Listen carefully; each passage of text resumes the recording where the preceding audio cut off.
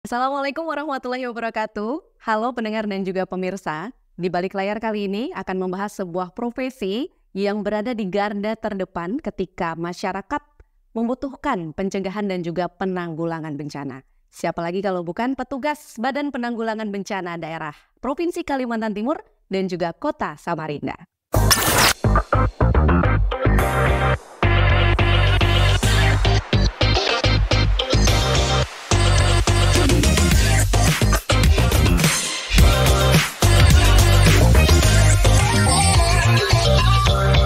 Podcast di balik layar.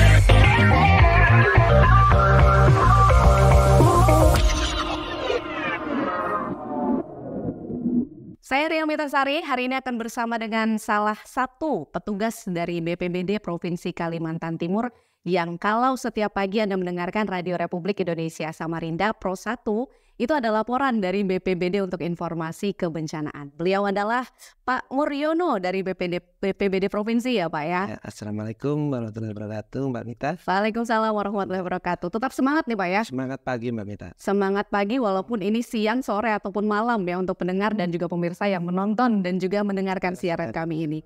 Pak, kita mau membahas seputar petugas BPBD. Banyak masyarakat di luar sana nih yang bingung. Sebenarnya apa bedanya petugas dan juga relawan, Pak? Boleh diluruskan dulu. Iya, boleh. Jadi untuk BPBD itu adalah petugas atau ASN pemerintah yang resmi. Kalau kita relawan itu adalah mitra daripada BPBD untuk melakukan tindakan secepat dan seefisien mungkin dalam pelaksanaan penanggulangan bencana. Tugasnya apa saja, Pak? Ya, untuk di BPBD kami di Kepustalopan itu adalah tugasnya sangat universal. Karena di BPBD ini dari penanganan kebencanaan itu dari bencana yang kelihatan dari kasat mata hingga bencana yang tidak kelihatan. Contohnya bencana non alam seperti COVID itu kita juga penanganan. Bencana alam seperti banjir, longsor maupun kebakaran lahan dan hutan. Kalau Pak Muryono sendiri sudah berapa lama Pak jadi petugas BPBD Pak? Ya, di BPBD itu sekitar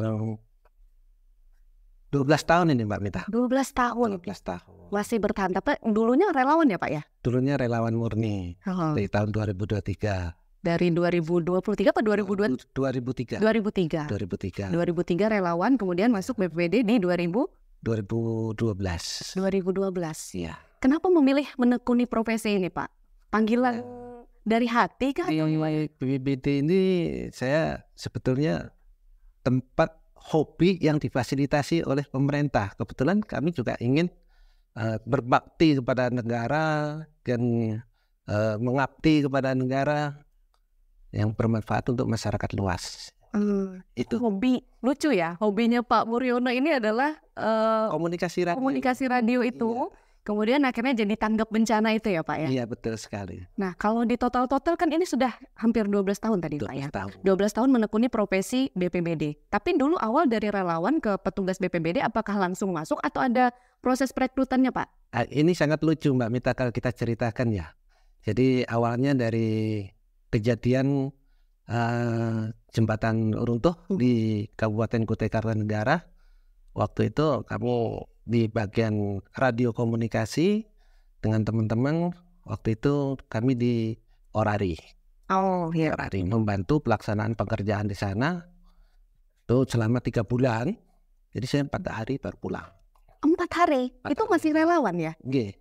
Nah sejak itulah kami diperlukan bahwasanya di Badan Penanggulangan Bencana Provinsi sangat memerlukan saya untuk mendukung kinerja daripada BPBD Provinsi. Oh, itu ada tes lagi yang dilakukan? Tidak.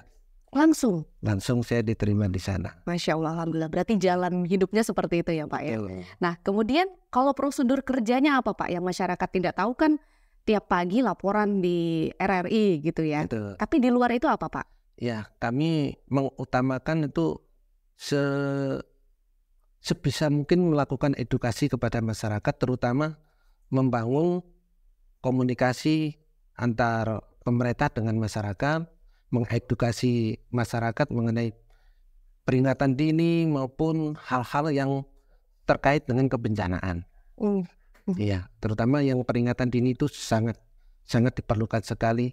Seperti pada waktu kejadian di Makam Ulu baru-baru ini, jadi 1 minggu sebelum kejadian di sana kami sudah melakukan peringatan dini kepada masyarakat luas di Kabupaten Makam Ulu. Wah, apalagi Kalimantan Timur ini kan luas ya Pak ya. Itu sekarang. Paling jauh kemana nih Pak tugasnya Pak? Kalau tugas darat paling jauh kami di waktu itu masih di Melinau. Belum pemekaran ya. Iya. Masih jadi satu paling jauh. Paling jauh itu menangani apa waktu itu Pak? Banjir, Mbak. Banjir di Melinau. Dan untuk wilayah ke barat sementara ini di Long Pahangai. Untuk wilayah selatan itu sampai di perbatasan gunung apa itu ya namanya? Halalat. Iya. Yang baru-baru ini juga ada peristiwa longsor di kawasan sana, perbatasan Pasir dan Kasel. Kalau jam kerjanya gimana Pak BPBD ini Pak? Kalau jam kerjanya sebenarnya standar normalnya 8 jam. Kami dari 4 shift, jadi 1 shift off, yang 3 shift kerja selama 24 jam. Tapi kalau hitung full kita 24 kali 7 kali 12. Karena standby di radio itu ya Pak ya? Standby terus. Radio komunikasi. Iya betul sekali. Terakhir nih Pak, untuk menjaga keselamatan diri, karena kan pekerjaan Bapak ini cukup menantang ya. Betul sekali. Untuk pencegahan dan juga penanggulangan bencana. Bagaimana tipsnya Pak?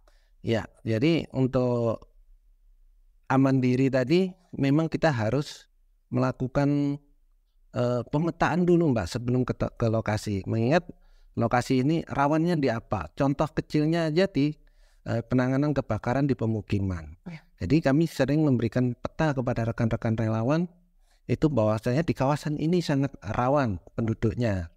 Jadi kita arahkan itu teman-teman orang dinas dulu yang duluan masuk di sana, baru tim relawan membackup. Seperti saya sendiri juga seperti itu. Jadi safety diri memang sangat diperlukan. Jangan sampai nanti kita menolong orang, kita yang ditolong. Betul. Seperti itu. Dan itu sudah ada pendidikannya juga sebenarnya dari BPBD. SOP-nya sudah kita. SOP-nya sudah ada. Ya. Terakhir juga Pak, bangga tidak dengan profesi petugas BPBD? Saya sangat bangga sekali di Pusdalop ya, Kepusdalopan BPBD Provinsi ini.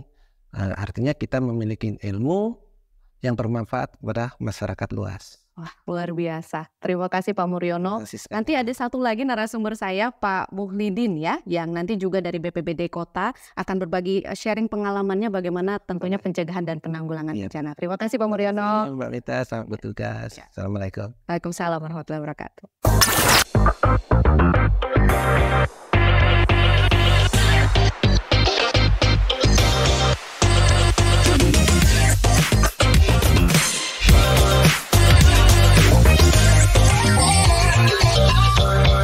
Podcast di balik layar.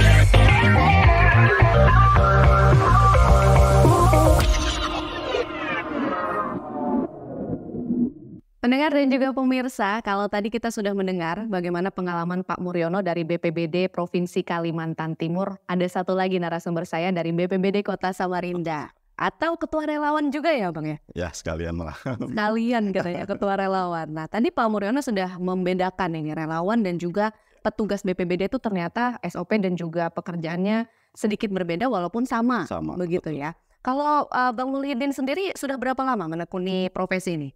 Kalau untuk di BPBD sendiri, saya sudah kurang lebih 6 tahun. Tapi kalau untuk di dunia relawan, saya sejak 2006. 2006.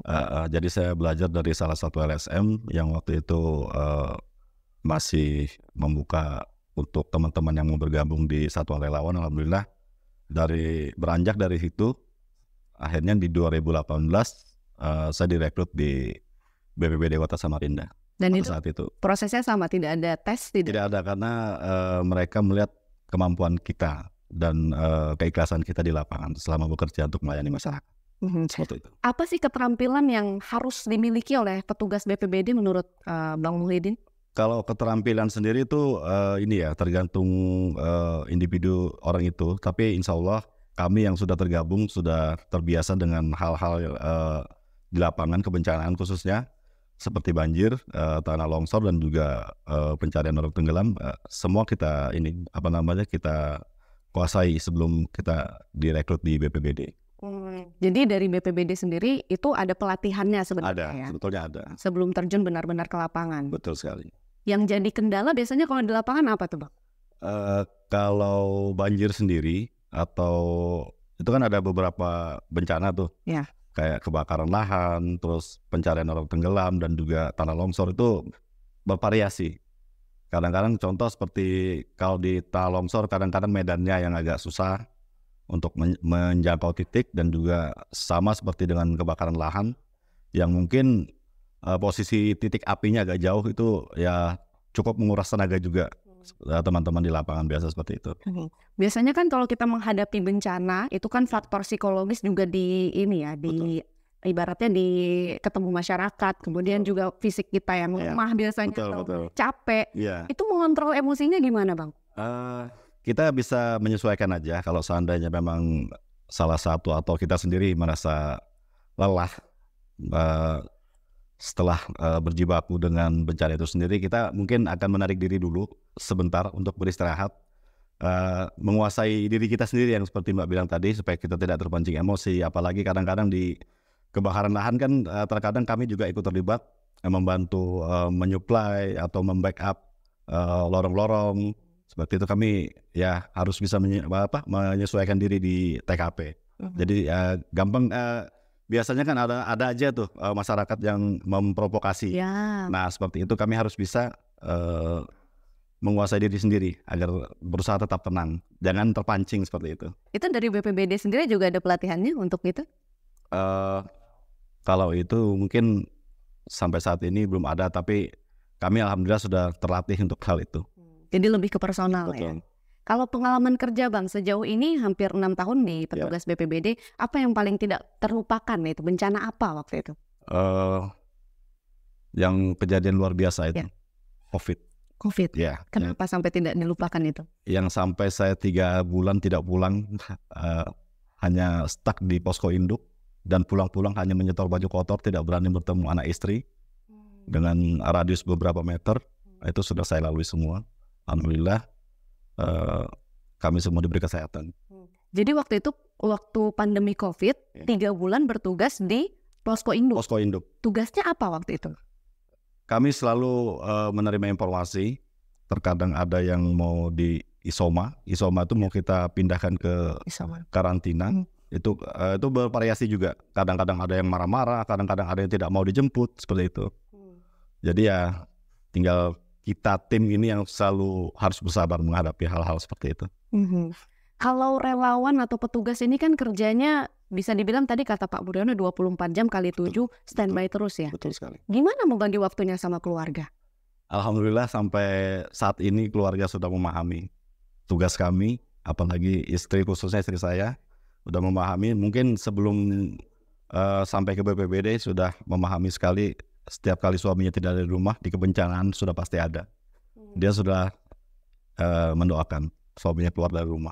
Doa berarti ya? Doa dari keluarga. Ya, keluarga di rumah. Tapi pernah nggak lagi kumpul atau jalan sama keluarga, tiba-tiba ditelepon harus ke kantor begitu? Pernah tuh. Pas lagi weekend kalau tidak salah tuh dapat telepon. Dan alhamdulillah kami pas tujuannya memang mau ke rumah kakak. Jadi dimampirkan dulu ke rumah kakak, saya ke lokasi untuk melihat lokasi seperti apa. Setelah kami identifikasi semua, selesai tugas kami, baru kami jemput lagi istri. Nggak protes itu keluarga? Nggak. Anak mungkin ada marah atau ini kok kerja terus gitu? Ya ada sih anak saya yang kecil itu. Nggak protes ya? Kan belum begitu memahami. Jadi bilang ayah kok nggak pernah kayak ayah-ayahnya orang yang lain gitu loh. Malam ada aja di rumah. Terus nanti pas jalan nggak pernah terganggu gitu loh. Tapi alhamdulillah dengan seiringnya waktu dia memahami. Kalau Pak Muriono tadi bilang ada panggilan untuk menekuni profesi ini. Kalau Bang Muhyiddin apa motivasinya sehingga kok masih bertahan di profesi ini? Panggilan jiwa tadi. Panggilan jiwa. Bahkan saya pernah sakit, tidak bisa bangun waktu itu. Mendengar tempo hari itu ada kebakaran lahan, kebakaran pemukiman maksudnya. Alhamdulillah saya dengan dengan sendirinya sehat. Saya juga nggak tahu itu kekuatan dari mana. Padahal saya tidak bisa bangun. Cuman mungkin jiwa saya yang tergerak pada saat itu. Jadi kondisi sakit, mendengar ada masyarakat membutuhkan begitu, langsung terjun ke lapangan. Langsung ke lapangan. Dan sehat. Alhamdulillah, pulangnya langsung sehat. Waduh, jadi bahaya nih, takut ada bencana terus ya. Jauh banget. Terakhir juga nih Mbak, motivasinya apa untuk masyarakat yang belum tahu tentang profesi ini, bahkan memandang sebelah mata dengan profesi ini Pak? Ya, untuk masyarakat sendiri ya, kalau bisa lebih memahami lagi petugas-petugas yang akan tiba di lokasi, karena mereka sendiri untuk tiba di lokasi itu tidak gampang, nyawa taruhan mereka. Jadi untuk masyarakat di luar sana, kami hanya memerlukan doa dari kalian semua untuk kami para petugas agar bisa menolong sesama seperti itu. Baik, terima kasih Bang Mulyidin dan juga Pak Muryono tadi yang sudah berbagi cerita kisah beliau di mana profesi menjalani petugas Badan Penanggulangan Bencana Daerah di Provinsi Kalimantan Timur dan juga di Kota Samarinda. Ini tidak mudah karena taruhan resikonya itu nyawa tadi ya Bang ya. Dan ini menghadapi sebagai garda terdepan untuk bencana di wilayah Kalimantan Timur, dan bagaimana juga pencegahan, edukasi yang diberikan oleh petugas ini mudah-mudahan juga bisa dimaklumi dan juga diterima oleh masyarakat. Semangat dan sehat terus ya Bang ya. Siap, terima kasih. Mudah-mudahan Kalimantan Timur ini juga selalu selamat dari bencana. Iya, terbebas dari bencana. Terbebas dari bencana.